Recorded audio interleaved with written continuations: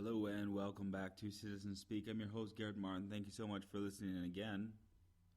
President Obama soon is going to roll out his plan to help limit carbon emissions here in the United States. From the summit over in Paris about climate change, many other countries are going to be doing the same thing in their respected countries. This is very great news. A lot of people think that it's horrible news, that it's going to cripple our economy, and that we're not going to be able to compete with China or Russia or any of the other major countries in the world. However, those people don't want you to know that there's 3 times the amount of jobs and clean energy that there are in coal and oil now. Coal and oil is not growing. Coal and oil is staying stagnant. There might be a new part that they can manufacture for their wells or for their drills or for their equipment, but the process is exactly the same. They're not growing. Their resources are shrinking. And as resources shrink, as you know, I've seen here in Michigan, up in the Upper Peninsula, you had many of the coal mines or lumber mills closed down because there's just not that much of a demand anymore, or those areas dry up. And those people in those towns, well, guess what? They're left without jobs. And that's what happens in every single area that is dependent on coal or oil for their local economy. Sorry, Charlie, the well dries up after a while. The mine run dry. But guess what doesn't run dry? The sun, the wind. You can harness those things all day long. But yet people don't want us to go to these fairly reliable sources of energy. They don't want us to have 202,000 jobs because of clean energy. By 2025, we have 25% of our country running on clean energy. That's what happens. And if we stay on the path that we're on now, as in cutting carbon emissions and helping keep the air clean, we're going to cut down how much carbon that we put in the atmosphere by close to half if we didn't do anything at all. These new measures that the world is going to put in place, or that they're promising to, if everybody does their job and what they said that they would do with this summit, we will cut it by 3/4 of the carbon that goes into the air. And let me explain it to you. What happens is you have these greenhouse gases. They come from our factories, they come from our farms, they come from our cars, they come from us people, and they get trapped here in the ozone. And what happens is you have the energy from the sun comes in and it can't escape as easily as it once could. And then also all the energy that we're generating here on the planet can't escape either. It gets trapped. And that raises the temperature greatly over time. Now, if you live in a cold state and it's cold there right now, does that mean that global warming doesn't affect you? No, absolutely not. Global warming affects you. Because global warming and climate change, it doesn't mean weather. Weather is a short-term observation of what's going on around you. Like the story about the old men at the gas station, and they have the rope that hangs outside. If wet, it's raining. If it's moving, it's windy. If it's gone, there's a tornado. That's weather. You can't measure climate with a rope that you tie to your porch. Climate is something that you observe over a longer period of time other than a daily basis. You know, we had the Earth rise in temperature last year. The 10 most hottest years on record, other than I think it was 1998, have been from 2000 or 2004 until 2014. Hottest years on record. And they keep going up. And I get it. You know, there's people who deny climate change. They follow Ted Cruz's example. And they say, oh, well, Ted Cruz and some of the other GOP candidates, or, my friend down the street, he said that he was reading in the news that the Arctic ice is growing, despite global warming theories. How can that happen if global warming's happening? It's time of year. You have winters in other parts of the world. You have things get colder in different areas. For example, if you look at Michigan and you find a satellite map, a thermal satellite map of Michigan on last year's winter, it was really hot up until maybe start of January. And then Michigan stayed in this really, really neat pocket of cold air until winter was over with. However, everywhere around it was really, really warm. Warmer than it was supposed to be. They had some of the hottest summers on record in North America last year. Hottest winters. I think I said summers. Hottest winters. And this year, I've been in short sleeves almost this entire time, and I know it's only the start of December, but it's incredibly warm this year as well. And this continues to go up. It continues to go up. This isn't a problem that you step outside one day and it's just hot for the rest of your life. It's something that gradually happens over time. And that's why a lot of people don't want to take action on it. That's why a lot of people, when they hear President Obama talk about climate change, they say, oh, he's just politicizing it, or he's doing it for his own gain, or he's just trying to destroy the company and limit coal and oil productions. He's just trying to mess things up. No, that's not the case at all. I mean, you can look at the Middle East, and a lot of people criticized him on the Middle East. And I'm not trying to butter up President Obama's biscuits by any means. It's just on this point, he is right. We need to take action on climate change. And my point was, if you look at the Middle East, many of their problems are coming from climate change. And you can think, no, it's not coming from climate change, it's radical Islam. It's those dirty Muslims over there. That's completely the wrong thing to think. If you think that it's radical Islam and that's the only thing that's causing this, then you haven't been to the Middle East. And if you have been to the Middle East, hopefully you know a thing or two. Because there's many villages over there that have a hard time getting clean drinking water. And they have a hard time having stable means of procuring water. If you weren't able to get water, do this experiment one day. Have maybe 50 cents for water. You're not allowed to go out and drink out of a drinking fountain. You can't get water out of your tap. You only have 50 cents to get water for, let's make it easy, for 2 days. You can't drink anything else other than water. You can't do soda.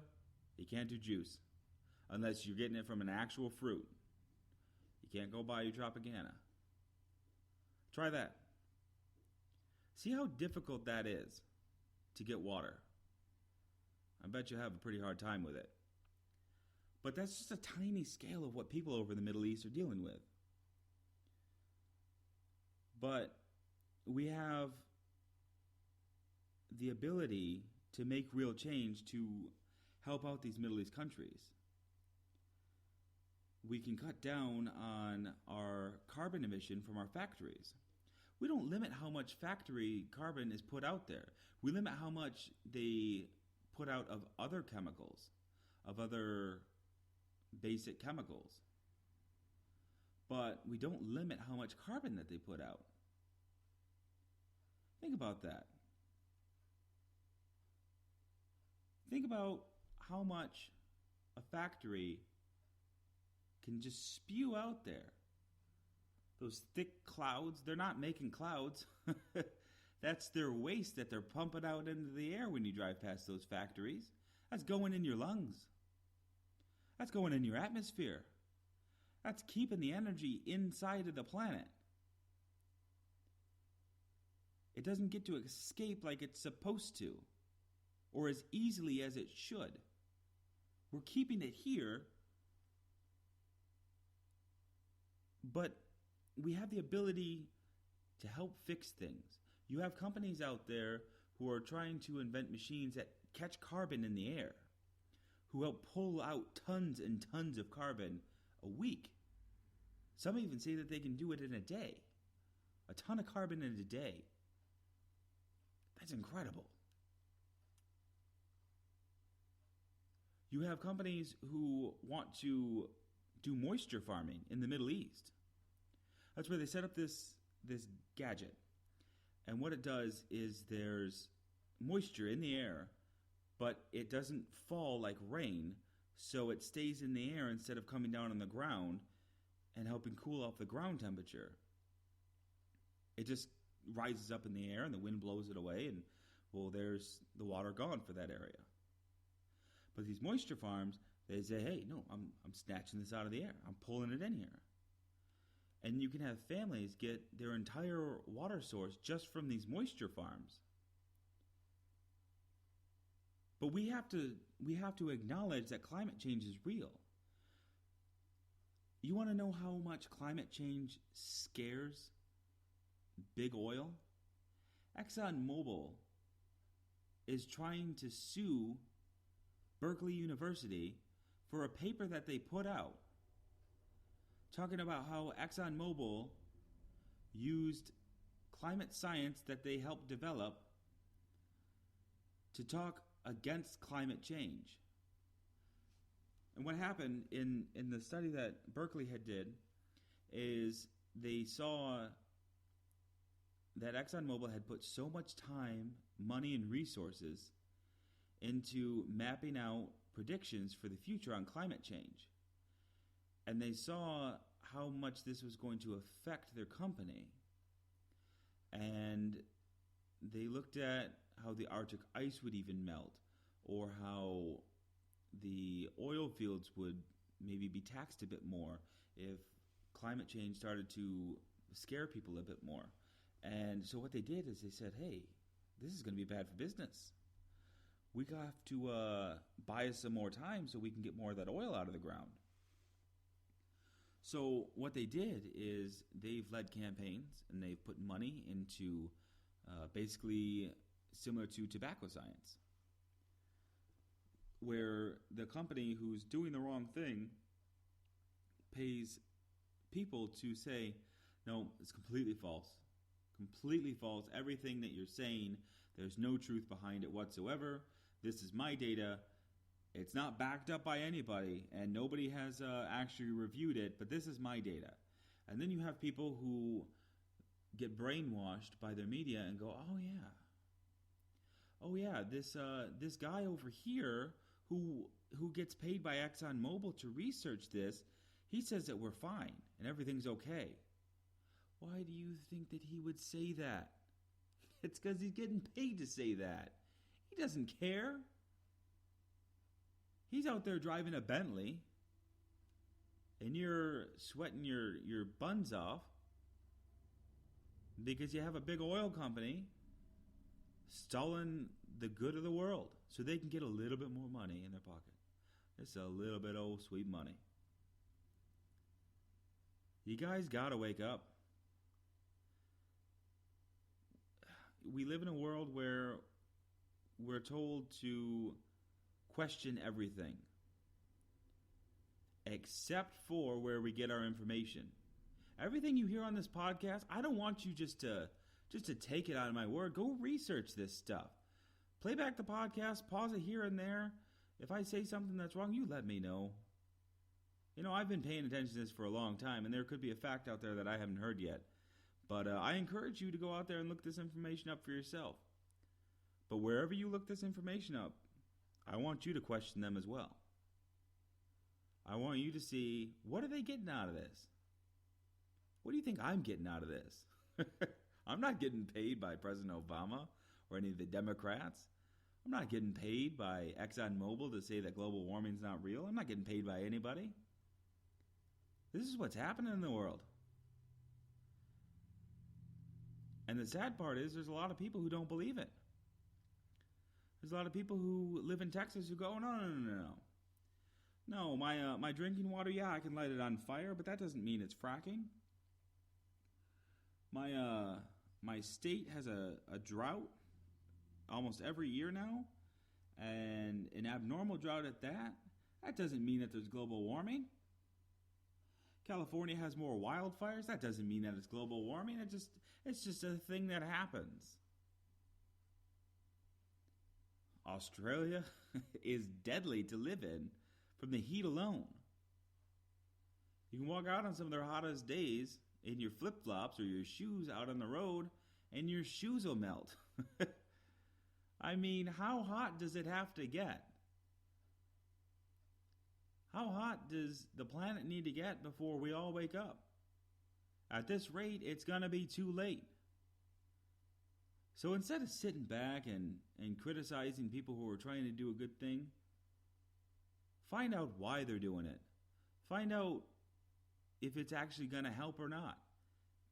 The planet, what we've done so far in our lifetime, completely irreversible damage that we've done, unless somebody creates some awesome technology and really helps us out. But what we've done so far in our lifetime, completely irreversible. Your kids, if you have kids and you're listening to this podcast, will know less species than what you know. Polar bears might be extinct by the time your kids become adults. And that's because of global warming. You could have Arctic penguins extinct, Antarctic penguins, extinct because of global warming. We lose species yearly because of this. Because we destroy their habitats and we're making the environment completely inhabitable for them to live in. You can't be a human and live off of just being a human. It doesn't work. Once you destroy the food chain below you, that's it. Because I don't think that you're going to want to resort to cannibalism anytime soon. I mean, we're losing what we have. Our water's drying up. It's becoming contaminated by companies pouring pollutants into it. We're killing off the ecosystem around us. You have people fighting over water in the Middle East. We're in dire need here. So I get it. Be critical. Be critical of President Obama on this and what he's doing. Don't just sit back and go, oh, yeah, no. That dude on Citizen Speak, no, he said President Obama's doing a good thing. No, question it. But look into it. If it's something that you agree with, support it. If not, don't just destroy it. Look at how to make it better. Look at how to make things better. And write your congressman about it. Say, hey, I don't think that this policy is really correct, but this is what I would like to see on it instead. Now, I know many of you are thinking, oh, well, that's just going to go in some spam folder and they're never going to read it. I write my congressman all the time. I get actual responses sometimes. I even get phone calls back from them. If you write a strong enough email to your representative, they're going to give you a call. So be ready for that. If you write somebody, be ready for a phone call. And get your facts in order. But what we need to do is we need to look at ways to help fix our ecosystem, help fix our planet. Because we do. We have many people who are dying of the heat every year now, more so than what used to happen. It's not just something that you can turn your AC on and forget about. It's not something that you can go down to the store and buy more water. I mean, that's all a part of what's creating climate change as well, is we have plastics. Plastics are wonderful and amazing, don't get me wrong. They've saved countless numbers of lives. However, it takes 2 bottles of water to make the plastic of 1 bottle of water. And you have companies like Nestle over in California just taking water straight out of the ground. And then California goes, oh, wait, we don't have any more water. Hey, Michigan, can we actually run a pipeline from your Great Lakes all the way over here? No, you cannot. No, you cannot. We already have our Great Lakes receding. They're drying up.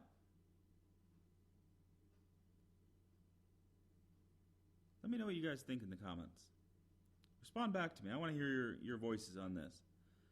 I want to know if you think that I'm full of malarkey or if I have some truth to what I'm saying. If you disagree with me, let me know why. Bring some facts. I'm always happy to look over new information. But if you don't like what President Obama's doing either, let me know. Let me know what he could be doing better on climate change. If you think that he shouldn't be doing anything at all, let me know why. Let me know exactly why. And bring some facts about it. Bring something to support it.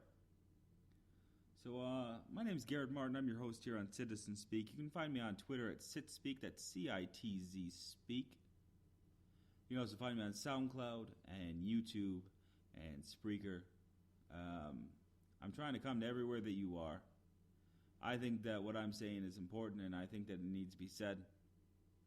But this show isn't just about some guy behind a microphone just spouting off. If you have something that you want to say, you let me know. I'll play it on here. As long as it's decent. But let me know.